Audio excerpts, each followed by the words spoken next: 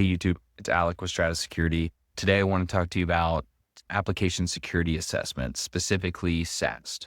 You may have heard the term, you may not have heard the term. So SAST, S-A-S-T, stands for the Static Application Security Testing. So what does that mean? Imagine you have a application security engineer who is actively reviewing your code specifically without actually ever executing it. So what they're searching for essentially is, insecure coding practices, hard-coded secrets, deprecated libraries, things like that. And so what I wanted to do is to be a little bit biased and use the Strata platform today, but I want to show you what an actual static analysis application security assessment looks like. So we're going to take a repo, code repository that we found online, nothing of our own, and we're going to put it into the Strata platform. We're going to dissect it together so we can walk through all the findings and see, if this random repository that we found is actually secure or not secure. Let's go. Okay, so here we have the Strata Security Platforms landing page. I'm not going to bore you with the contents or anything like that. I'll let you find that out on your own. So what we're going to do is we're going to head over to the dashboard here.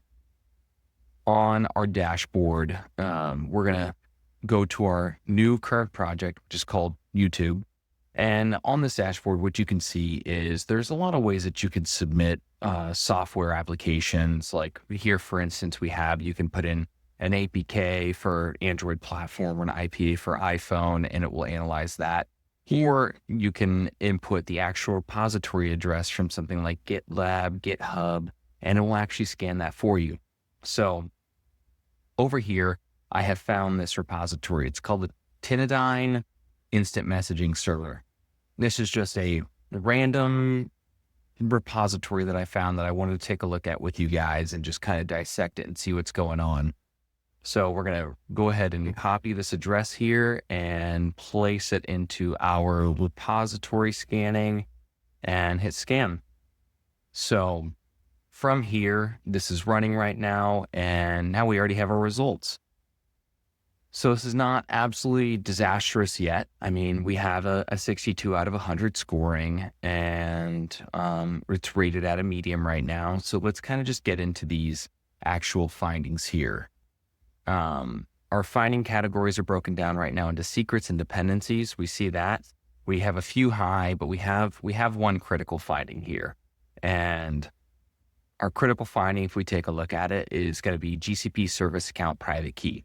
So if you click on this and expand it, you see we have our description. The hard-coded GCP service account private key is detected. It provides the actual evidence within the code base itself and the impact. And if you really kind of want to get a little more gee-whiz and expansion on what is actually found here, we can hit these hyperlink references that are pulled for each finding out here and pull something up like this. This is the OWASP top 10. We have cryptographic failures here.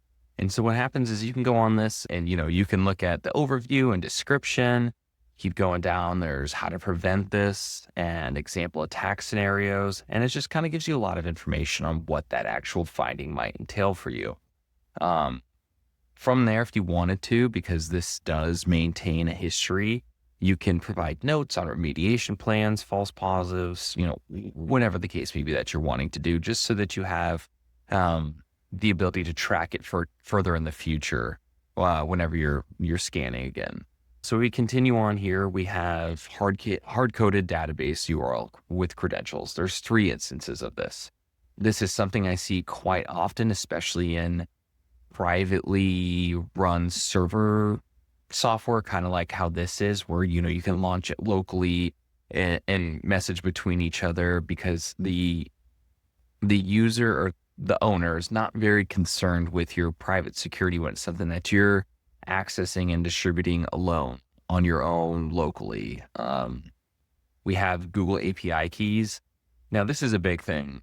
You see it a lot nowadays. API keys, they're not always super sensitive, but a lot of times they're very, very sensitive. And this is a matter of, getting forward coded in because it makes it easier development process wise. And people just kind of forget to get rid of them out of their code base. And so what honestly, the easiest fix for this during the development process is just removing them. But the problem is if you have actually committed them to your repository, especially if it's a public repository, you really should be changing your passwords in your API keys. Like there's no real way around that. Um, Outside of those, our real high ones, our medium findings are going to be a lot of vulnerabilities found within current dependencies. And this is something you see very commonly. Dependencies are an easy way to bring in code without rewriting code. And on the flip side, it's also an easy win when it comes to these static analysis assessments, because it's an easy win. You're not rewriting code when you have these issues. Usually what you have to do is either find new dependencies that can replace those, or, even just as simple as just updating them. Now, I hate the term that's going on for you vibe coders out there.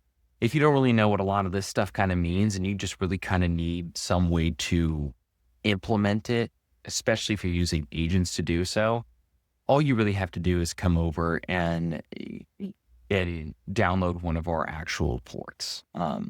So there's two options here. You can download a report with JSON. You can download a report in PDF. So let's go with the PDF and see what's actually distributed from there.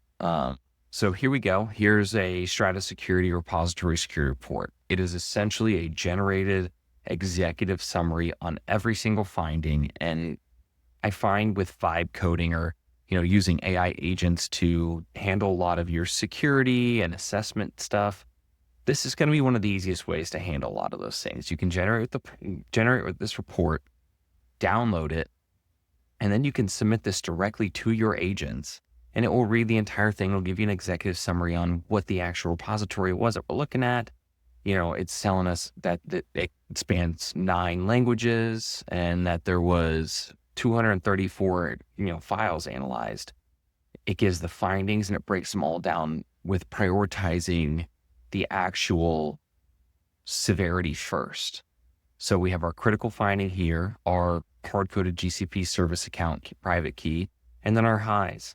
It's going to outline all the other categories as well with our, where are they? With our repositories that we're, dependencies that we're bringing into this. And, certain ways that we might be able to actually remediate those. You see, upgrade to the latest patch version. It's something as simple as that. So if you can submit this into your AI agents, things like that, or if you want to do it yourself and get hands-on, this is such an easy way to break down every single finding realistically and actually implement it.